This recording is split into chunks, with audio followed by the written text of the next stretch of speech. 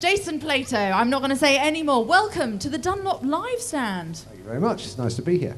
It is indeed. Now, tell me about this fabulously loud, in-your-face, brilliant American car. It's a great looking car. It's 425 brake horsepower. It's a big block V8. It looks great. It does. And they're bringing it into the UK. And 6.2 litre. That's what I said, yeah, 6.2 litre. Just give you the prompts there. But it's amazing. Now, is this actually going to be coming into the UK? Do you know? For real? It is coming into the UK for real, yeah. Chevrolet UK going to bring it in. Price yet to be announced, but it's going to be a steal, whatever it comes in at. But obviously Chevrolet they have a presence in the UK now in the form of the British Touring Car Championship, of which, can I call you a veteran? Legend might Okay. be better. All right, legend, veteran, whatever you'd like to be called. But 97, what an amazing career that must have been. Yeah, Highs and lows, eh? Lots of highs and lows. The BTCC's been fantastically kind to me. It completely changed my life. And 97 was my debut with Williams in a Renault. And I've had lots of fun and lots of success and lots of the opposite of success along the way, and still really really loving it now.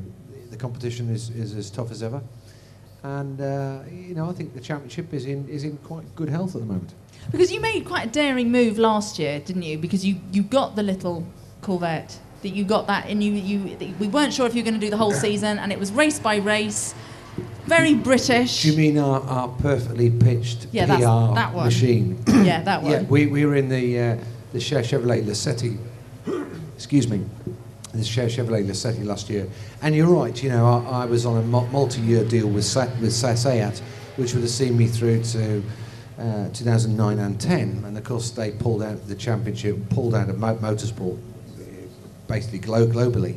Anyway, I've known RML and the team which run the works cars in the World Series for some time, and worked with them in 2004 when we brought Seat to the BTCC.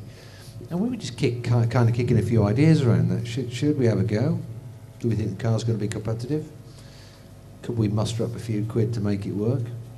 And the answers to all those questions was yes. I think what we achieved last year was great. We won all three races at the final race meeting and made it go to the wire, and it was certainly a year which I will look back on with great fondness and also a sense of achievement, because we were the underdogs for the first time in quite a few years, and actually it was quite nice. It was actually a very different style of year. Yeah.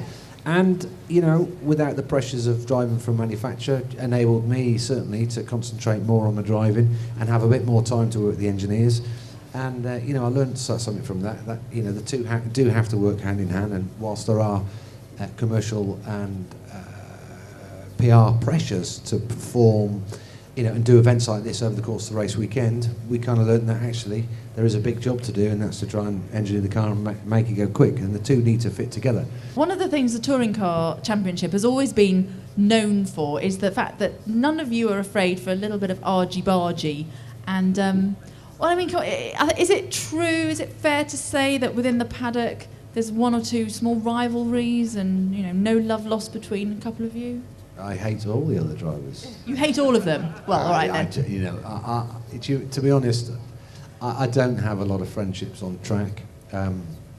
It's all a bit fickle because we're trying to beat each other. That said, Fabrizio Giovinardi, who I had a fantastic battle with over the years, is a great friend, and we speak well. But yeah, there are some drivers who I wouldn't really be that bothered about sharing a beer with in the pub, even if they were buying. Okay. It's very competitive, and I'll be honest, you probably won't believe me, but we actually don't go out of our way to drive into each other.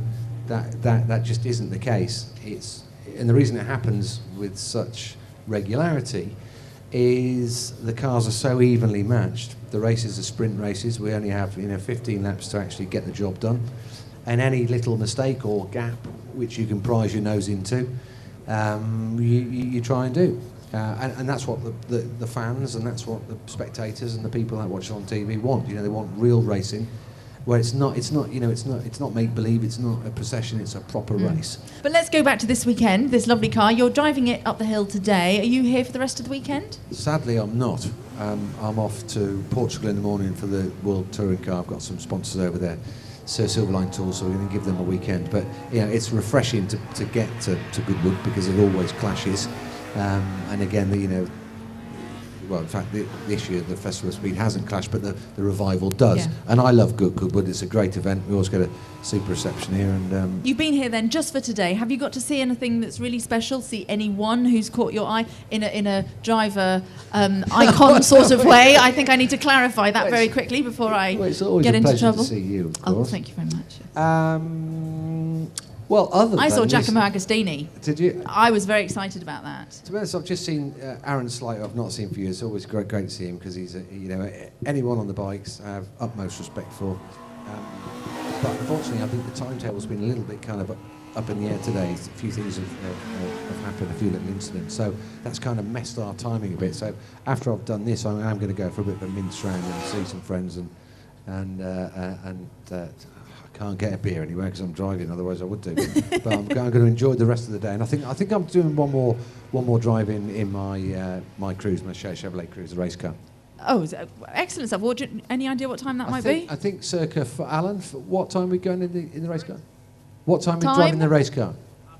5 o'clock. I've been told. So you can watch him at 5 o'clock later. He's delayed or they're delayed? He's always delayed.